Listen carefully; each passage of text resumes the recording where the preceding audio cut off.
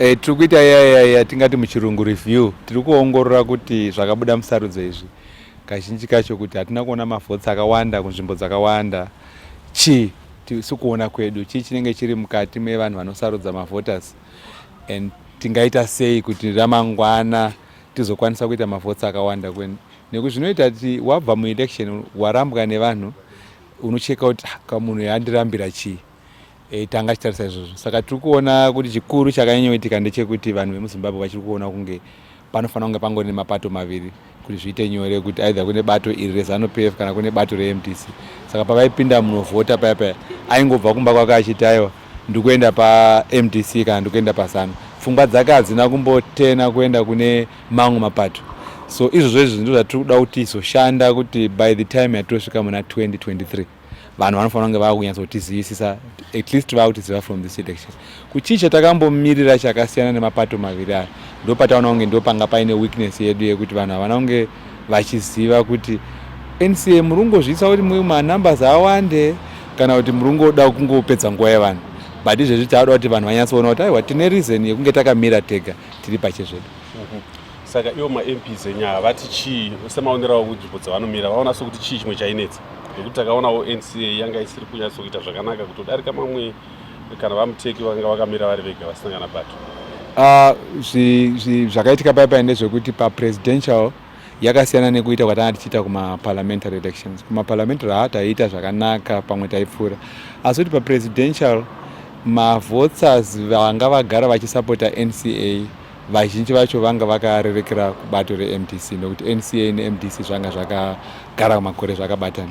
Saka chataona panyaya ndechekuti nekuti munhu ane vhoti 1 paaizonzi arise pakati pekuti kuna Chamisa weMDC Alliance naMadhuku airizenda kuti pamwe Chamisa angawina, saka anga asingadi kuisa vhoti rake pamunhu waifunga kuti pamwe paelection ineyi haangawina. Ndozvatanga tichiona, but muna 2023 zvinenge zvasiyana because tiri kupinda muelection iyeyo kutonowina, and I think mavoters vanoti vachativhotera. Mune tarisiro here kuti pamwe muchabatana neamwe mapato kana kuti munoramba makamira mega muchibuilda brand yenyu? Hatisi kubatana nemamwe mapato, tichangoramba takamira tega tichibuilda brand yedu. Hatitombozotori nguva yekutamba naye yekuti taura nevamwe mapato, takatosiyana. And zvekuita izvi toda kuzoona mavhoters aenda muna 2023 tichangomira tichibuilda brand redu and tichidhilazve nevanhu vari kunge vachitadza kuona kuti chii chakaitika paelection. Election iyoyi yanga ine iya yatingati polarization. Kune vanhu vanga vadzoka kufunga pakuti election ichangochinja hurumende, vakawanda vaya vaizokwanisa kufunga nezvedu. VeZANU-PF vangoramba vari kumakempu kwavo ikoko kweZANU, nevamwe vanhu vashoma veZANU vanga vati aiwa hatisi kuda Mnangagwa toda, asi munhu aida change aifunga kuti ngatiende pamuti umwe chete. Zvinenge zvakasiyana muna 2023 nekuti vanhu vaakuziva manje kuti even uchifunga kuti change chaitika inokwanisa kutadza kudi kuitika sezvaitika ipapa. Tatarisawo nhasi maWall Veterans aita musangano wavo apo vasvora Stereki danho rakatorwa naMugabe rokutsigira MDC, vakavafananidza navanyati vaya vakakonzera kubhombwa kwevarwi verusununguko kuMozambique. Apene mimi seNCA munoonawo sei nyaya iyoyo kuti vaMugabe vakunzi mutengesi? Iko kukanganisa. Munhu wega wega ari muZimbabwe ane kodzero yekuvhotera munhu aanoda. Zvakaitwa navaMugabe paya vanga vachitongokambeni kukambenera Chamisa vachida kuti vanhu vanofarira vaMugabe vakwanise kuenda kusaidi kwaChamisa. Vane kodzero yakadaro yekuti vaite izvozvo. Handioni vachinzi vatengesa nekuti handi vanenge vapedza munhu aingovhotera munhu waaida, and izvozvo zvinofanira kuti zvishorwe Stereki zviri kuva nemaWall Veterans, because vari kutaridza kuti havasiri kuunderstanda zviya zvavanotolerance, because vana president wavo anoti arikuda kuti nyika yeZimbabwe inge ine freedom. Saka ngavangosiya Mugabe achiitawo freedom yake yekuti anovhotera munhu waari kuda nekushandisa, but zvakataurwa naMugabe zvati hazvina kuzoshanda nekuti Chamisa haana kuzowinawo president, so havafanira kuramba vachinetsana naye. Akaitawo mavhotsi iwo akakondopera naChamisa, but pakazopera election vaMnangagwa vakawina. That brings us to our issue, Prof. Nyaya yepresidential election zviri kubuda makakatanwa iwawo apeno maybe tikada kunzwa muri kuti munotambira here zvakabuda musarudzo izvozvo? Isusu seNCA neni sepresidential candidate yeNCA tinotambira zvakabuda musarudzo. Hatina kana nyaya yatingada kutaura nezvakabuda musarudzo.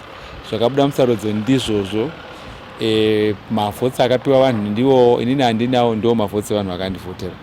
Vakavhoterawo mamwe maparties nemacandidates ndiwo iwawo. Handifungi kuti zvinoita kuti munhu angotsvaga result chete yaanoda otambira mamwe maresults ese. ZEC inongozokanganisa chete paya painenge yakudhila nepresidential result, kwete vanhu vese asi yemunhu umwe chete. Ipapo panoona hapasi kunaka. Ipapo panobata nyika kuti irambe yakaita. Hatisoda kuti nyika yedu yeZimbabwe ijoine dzimwe nyika dziya dzinongoti nhasi pafiwa, nhasi pade, sezvakaitika nemusi wechitatu zviya zvokuti pakafa vanhu 6. Masoja akakanganisa kuti vakamhanya vakafura vanhu, asiwo vanhu vaivati kune vanhu hatitambiri result, tichazongoitirivhese vachiendesa vanhu mumastreet, vakakanganisawo. Totarisawo Prof, vane mukana here vanhu ivavo wokurivhesa result yakataurwa nemusi wechitatu neZEC? Result yakataurwa neZEC ndo mavhotera akaita vanhu aya. Saka tingati kwanzi vane mukana here wokurivhesa result havakwanisi kuchinja mavhotsi akaitwa nevanhu veZimbabwe. Just like ini handikwanisi kuti mavhotsi angu abve panamba yaari kuti asvike ku100,000.